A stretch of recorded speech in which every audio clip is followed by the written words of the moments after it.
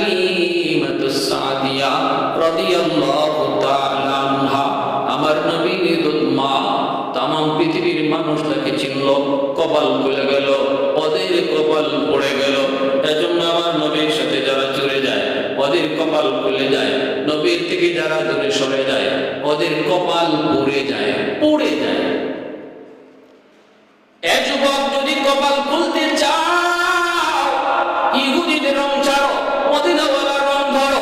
এ যুবক, যদি কপাল খুলতে চাও রে যুবক, তাহলে সব রং ছেড়ে দাও, সব সুরত ছেড়ে দাও, মদিনাওয়ালার সুরত ধরো।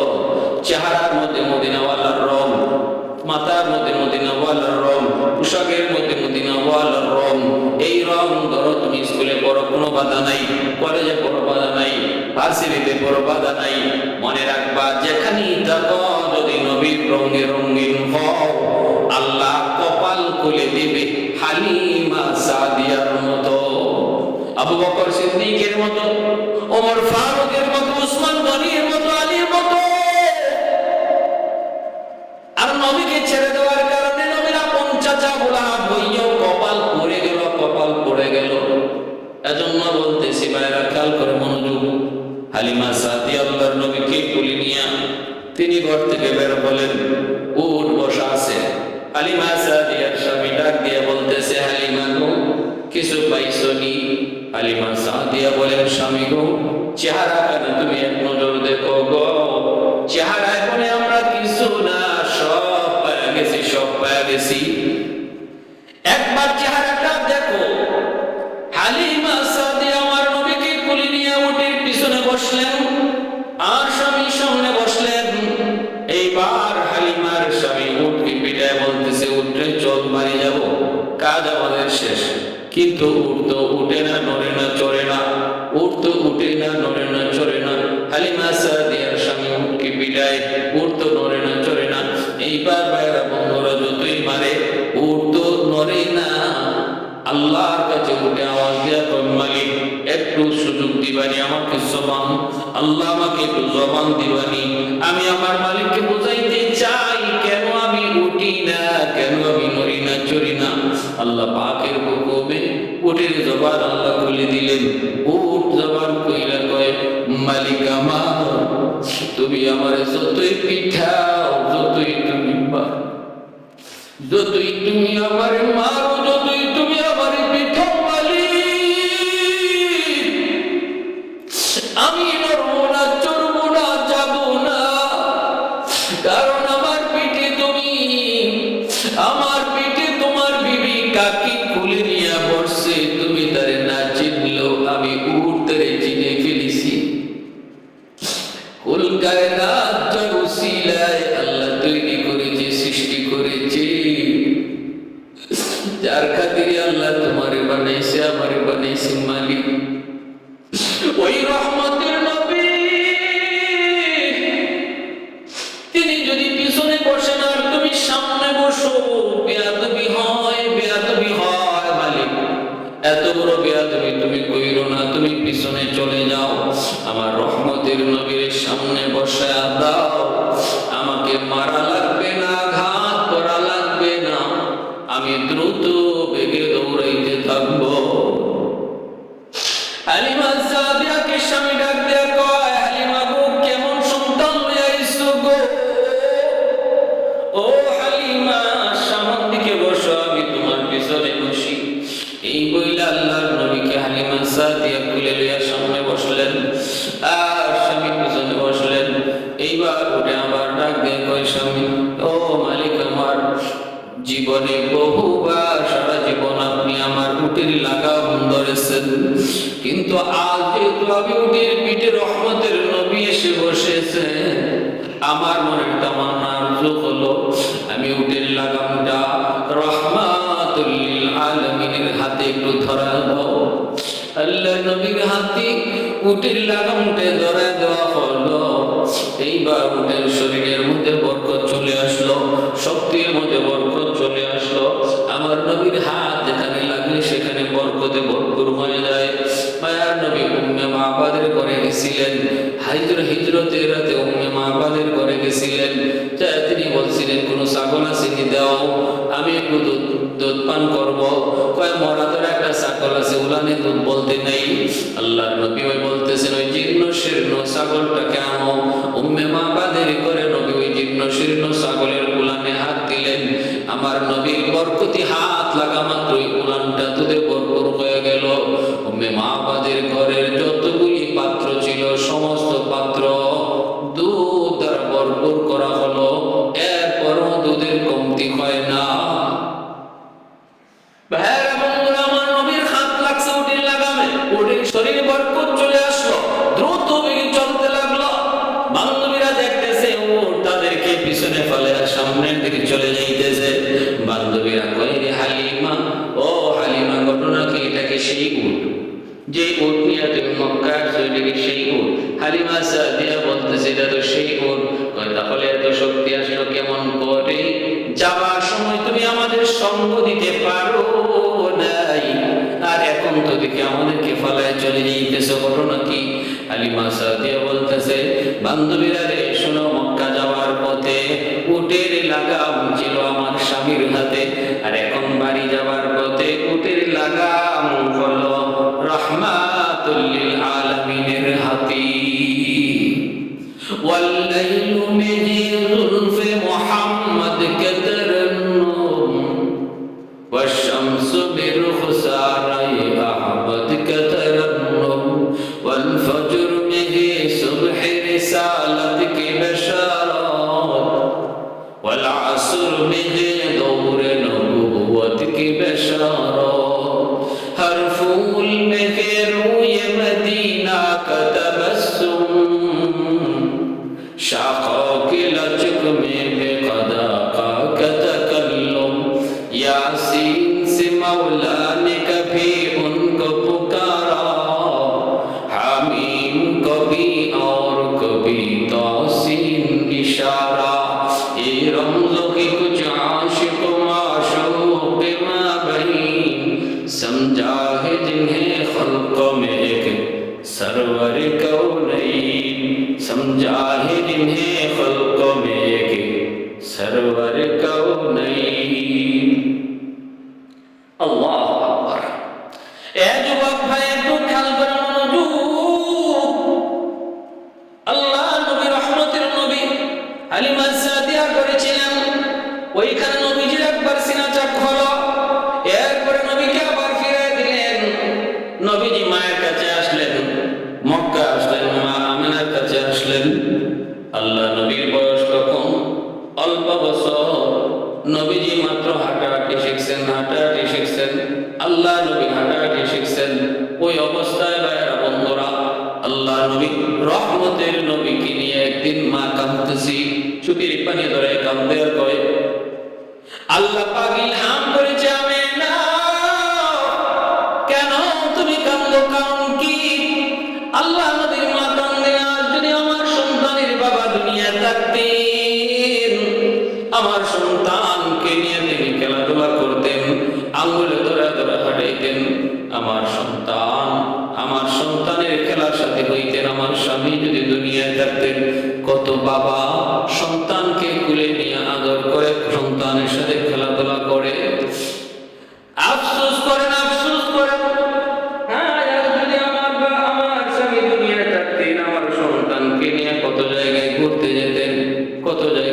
যেতেন এত সুন্দর মালিক আল্লাহ আমাকে দিয়েছেন তুমি মালিক এই সন্তানের বাবা সন্তানের চেহারা দেখার সুযোগ আল্লাহ তুমি দিলে না আল্লাহ পাক রব্বুল আলামিন জন্মের আগে আমার নবীর বাবাকে নিয়ে গেলেন আল্লামা জিয়াউল কাসিম রাহিমাহুল্লাহ কুতুবাতে কাসিমের মধ্যে উল্লেখ করেন কেন আল্লাহ জন্মের আগে আমার নবীর বাবাকে নিয়ে গেলেন কেন জন্মের পরে আল্লাহর নবী প্রথম কথাটা আব্বা ডাক যেন তিনি ডাক না দেন প্রথম ডাকটাই যেন হয় আল্লাহ কারণ বাবা তো নাই বাবাকে কেমন করে তিনি আব্বা ডাক দিবেন বাবা তো নাই বাবা থাকলে তো আব্বা ডাক তারা শিখাইতো কিন্তু না বন্ধু না প্রথম ডাকটা যেন হয় তোমার জীবনের প্রথম ডাক আল্লাহ কারণ জানি জন্মের পরপরই আমার নবী কালেমা শাহাদাত আঙ্গুল উঁচু করে তিনি দুনিয়াতে আগমন করেছেন সিজদারত অবস্থায় আমার নবী সেজদারত অবস্থায় শাহাদাত আঙ্গুল উঁচু করে দুনিয়ায় মার গর্ভ থেকে দুনিয়ায় এসেছেন। প্রমাণ দেখাইছেন আর আওয়াজ দিয়া বুঝাইছেন আঙ্গুল ইশারা করে, মালিক তুমি এক, তুমি এক, তুমি লা শারীক, আল্লাহ তোমার সাথে কারো কোনো শরীক নেই, আর আমি হলাম তোমার গোলাম। আল্লাহ শিরকের মতো জঘন্যতম অপরাধ দূর করতে যদি আমি মুহাম্মাদের জীবন দিতে হয়, জীবন দিব। এক আঙ্গুলের দ্বারা আল্লাহ ওয়াহদানিয়তের সাক্ষী তিনি দিয়েছিলেন। আল্লাহ পাক যেন বুঝায়, বন্ধু তোমার জীবনে উহুদের ময়দান আসবে, তোমার জীবনে বদরের ময়দান আসবে, তোমার জীবনে তায়েফের ময়দান আসবে। ওই সময় তোমার বাবা পাশে থাকবে না, মা পাশে থাকবে না, ভাই বোন কেউ থাকবে না, চাচা চাচি কেউ থাকবে না, আপনজন কেউ তোমার সাথে থাকবে না। ওই সময়টাতে আমি আল্লাহ তোমাকে সাহায্য করব, শুধু আমি তোমাকে সাহায্য করব। অতএব জন্মের পরই শুধুমাত্র আমি আল্লাহকে যেন তুমি ডাক দাও, আমি আল্লাহকে তুমি ডাক দাও। এজন্যই তো ভাইরা বন্ধুরা, জন্মের আগেই আল্লাহ পাক জন্মের আগে বাবাকে নিয়ে গেলেন। আল্লামা জিয়াউল কাসিম রাহিমাহুল্লাহ খুতুবাতে কাসিমের মধ্যে এর একটা হিকমত তুলে ধরেছেন। ভাইরা বন্ধুরা, নবীজির মা আমেনা কাঁদতেন আর কয়, মালিক আজ যদি আমার স্বামী দুনিয়ায় থাকতো, সন্তান কুলে নিয়ে আদর আদর করতো, চুমু খাইতো, খেলাধুলার সঙ্গী হইতো, বিভিন্ন জায়গায় তারা নিয়ে সফর করতো। আল্লাহ পাক রব্বুল আলামিন তখন ডাক দিয়ে কয়, অন্তরের ভিতরে ইলহাম করে। ভাইরা বন্ধুরা, তিনি বলতেছেন, আল্লাহ পাক রব্বুল আলামিন বলেন, আমেনা রে, ও আমেনা, কেমন করে তুমি চিন্তা করো, আজ যদি তোমার স্বামী দুনিয়া থাকতো, তাহলে তার খেলাধুলার সঙ্গী হইতো। আমি আল্লাহ বলতেছি, মুহাম্মদ তোমাদের সন্তান, এতটুকুই তার পরিচয় নয়, তার বড় পরিচয় আমি আল্লাহর বন্ধু। আমার বন্ধু যখন খেলার সঙ্গী চাইবে, আমি আকাশের চাঁদকে তার খেলার সাথী বানায় দেব। আমার বন্ধু যখন ঘুরতে চাইবে, ঐতিহাসিক সফর, ঐতিহাসিক ভ্রমণ আমি তারে করাবো। অতএব আমেনা, তুমি টেনশন করো না। বন্ধু যখন খেলার সাথে চাইবে, চাঁদকে খেলার সাথী বানিয়ে দিব। তোমার স্বামী যদি তার জন্য খেলার সাথী হইতো, খেলনা আনতো, তাহলে অমুক আর তমুক আর সেই খেলনা আনতো। আসমানের চাঁদ কেউ খেলনা হিসেবে কাউকে দিতে পারে না, কিন্তু আমি আমার বন্ধুকে আসমানের চাঁদ খেলনা হিসেবে বানিয়ে দিব। সুবহানাল্লাহ। এজন্যই নবীর চাচা হযরত আব্বাস রাদিয়াল্লাহু তাআলা তিনি বলতেছেন, ভাতিজা, আজ তো তুমি বহুত বড় পয়গম্বর, বহুত বড় নবী, কিন্তু শিশুকালের একটা কথা আমার মনে পড়ে যায়, শিশুকালের একটা কথা আমি এখনো বলতে পারি না। মুহাম্মদ, তুমি যখন কুলের শিশু, তোমাকে পূর্ণিমার চাঁদের রাতে এরকম ভাবে শোয়া রাখা হয়েছে খাটে, আর আমি গেছিলাম তোমার পাশে, গিয়া দেখি কি আকাশের পূর্ণিমার চাঁদ। তুমি চাঁদের নিচে কাঠের মধ্যে শুয়ে শুয়ে কাঁদতেছো আর হাত পা নাড়ানাড়ি করতেছো। ওই অবস্থায় দেখলাম কি, ওই অবস্থায় দেখলাম তোমার হাত পা নাড়াচড়া করার, হাত পা নাড়াচড়া করার সাথে সাথে আকাশের চাঁদ নাড়াচড়া করতেছে। তোমার হাত পা গুলি নড়তেছে, আকাশের চাঁদ নড়তেছে, হাত পায়ে তালে তালে চাঁদ তোমার সাথে তাল মিলাইতেছে। আমি তো অবাক হয়ে গেলাম, কিন্তু দেখে তো আমি তোমাকে জিজ্ঞেস কইর, কোনো সমাধান তখন পাওয়ার কথাও না, কারণ তুমি দুধের শিশু। মুহাম্মদ, ওই দিনের মনের প্রশ্ন আজও আমার মনে রয়ে গেল, আজও আমার মনে সমাধান পাই নাই। আজ তুমি নবী একটু বলো তো দেখি, ওই দিন চাঁদ তোমার সাথে কি করেছিল, কেন এমনটা করেছিল? আল্লাহর নবী, রহমতের নবী তখন বলতেছেন, চাচা জানেননি ওই দিন চাঁদ কি কাণ্ডটা করছে? কি কাণ্ড? ওই চাঁদ আমার সাথে কাণ্ডটা করছে, আর বলতেছে, নবী গো, আপনি কাঁদবেন না গো নবী, আপনি কাঁদবেন না, আপনি কাঁদলে পরে আকাশের চাঁদ সইতে পারে না, আসমানের সূর্য সইতে পারে না, জমিন আপনার কান্না সইতে পারে না। ওগো নবী, আপনি কাঁদবেন না, আপনি বুঝি খেলার সঙ্গী চান, খেলার সাথে চান। আমি আপনার খেলার সঙ্গী হয়ে গেলাম, খেলার সঙ্গী হয়ে গেলাম। এজন্য আমার নবী শিশু বাচ্চারা যেইভাবে হাত পা নাড়াচড়া করে, ওই নাড়াচাড়া করার তালে তালে পূর্ণিমার চাঁদ নিচে নেমে এসে ঘুরতেছিল, খেলতেছিল আর তাল মিলাইতেছিল। নবী বলতেছেন চাচা যান, ওই দিন চাঁদ আমার কানে কানে কি বলছিল বলবো কয় কি, ওয়া ইউহাকিনি ওয়া ইউনাজিনি ওয়া ইউহাকিনি ওয়া ইয়ামনাউনি আনিল বুকা ওয়া ইয়ামনাউনি আনিল বুকা। বাইরা বন্ধুরা, শাওয়াহিদুন নবুওয়া নামক কিতাবের ভিতরে লিখেন আল্লাহর নবী বলেন চাঁদ আমাকে কানতে বারণ করলো আর কানে কানে কানামাছি খেলা খেললো, বিভিন্ন গল্প দিন আমাকে আমাকে চাঁদ শোনাইল যেন আমি কান্না না করি। আল্লাহ নবী, রহমতের নবী, শিশুকালের কথাটা চাচারা শোনাই দিলেন। চাচা বলতেছেন ভাতিজা, ওই দুধের কালে শিশুকালের কথাটা তুমি কেমন করে ইয়াদ রাখলা? নবী বলতেছেন চাচা, নবীগণ যদিও কুলের শিশু, দুধের শিশু, কিন্তু আল্লাহ তাদেরকে শিশুকালেই বড় মানুষের বুঝ দিয়া রাখে, বড় মানুষের বুঝ দিয়া। এ ভাই, আল্লাহ পাক রব্বুল আলামিন বলতেছে আমিনা, আমার বন্ধু যখন সফর করতে চাইবে আমি আল্লাহ তার ঐতিহাসিক সফর করাবো। ঐতিহাসিক আমার বন্ধু যখন কখনো কোথাও বের হবে, এই যে গাছপালা তরুলতা পাহাড় পর্বত আমার বন্ধুকে সালাম জানাবে।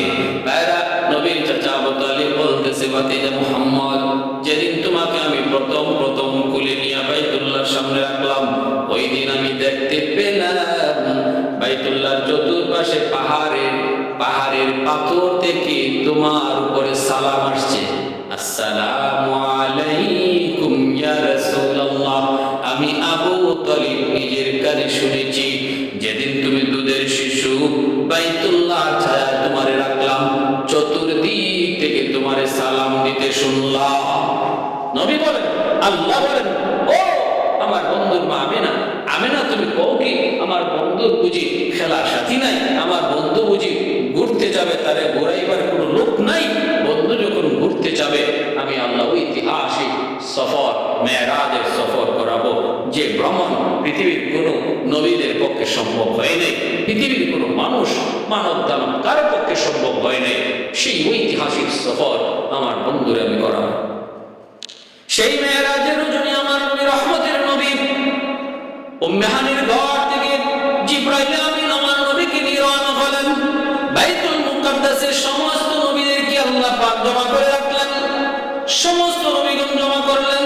আল্লাহর নবী, রহমতের নবী যখন সেখানে হাজির, একে একে জিবরাইল সব নবীদের সাথে পরিচয় পর্ব ঘটাইলেন। আদম পয়গম্বর, আদম আলাইহিস সালাম বলতেছেন আহলান সাহলা, নূহ আলাইহিস সালাম বলতেছেন আহলান সাহলা। সমস্ত নবীদের সাথে পরিচয় পর্ব শেষ হলো। এরপরে আল্লাহ পাক বলতেছেন জিবরাইল তুমি আযান দাও। বাইতুল মুকাদ্দাসের সামনে পাথরের মধ্যে বুরাকদারে পাথরের মধ্যে বাবা রশিদে বাইন্দা জিবরাইল আমিন আযান দিবেন, আল্লাহু আকবার, আল্লাহু আকবার, আশহাদু আল্লা ইলাহা ইল্লাল্লাহ, আশহাদু আন্নাকা জিবরাইল আমিন থেমে গেলেন। দেখেন আল্লাহ পাক রব্বুল আলামিন কি পরিমাণ সম্মান আর ইজ্জত আমার নবীকে দিয়েছেন, কেমন ভ্রমণের সফরটা আল্লাহ করাইতেছেন। আশহাদু আন্নাকা জিবরাইল আমিন থেমে গেলেন। আল্লাহ কই জিবরাইল থামলা কেন? জিবরাইল আমিন আল্লাহ, আমি কোন নবীর নাম নেব? কোন নবীর নাম নেব? আদম নবীও এখানে, মূসা নবীও এখানে, আল্লাহ কোন নবীর নাম নেব? আল্লাহ পাক কয় জিবরাইল কি কইলাম বুঝলাম না। আমার নবীকে হাজির করেছি, আমার হাবিবকে এখানে হাজির করেছি ইমাম বানায়, সবাইকে মুক্তাদি বানায় নামাজ পড়ানোর জন্য। আর তুমি কি না বলো আজানে কোন নবীর নাম নিবা? দ্রুত করে আমার বন্ধুর নাম ঘোষণা করো, আশহাদু আন্না মুহাম্মাদুর রাসূলুল্লাহ। কই আজান শেষ হলো, বাইতুল মুকাদ্দাসের ভিতরে যে ঢুকলেন, কাতার বন্দি কইলেন। ইমাম কে হবে কেউ জানে না, কিন্তু ইকামত শুরু হয়ে গেছে। জিবরাইল আমিন ইকামত শুরু করে দিয়েছেন, ইমাম কে হবে জানে না।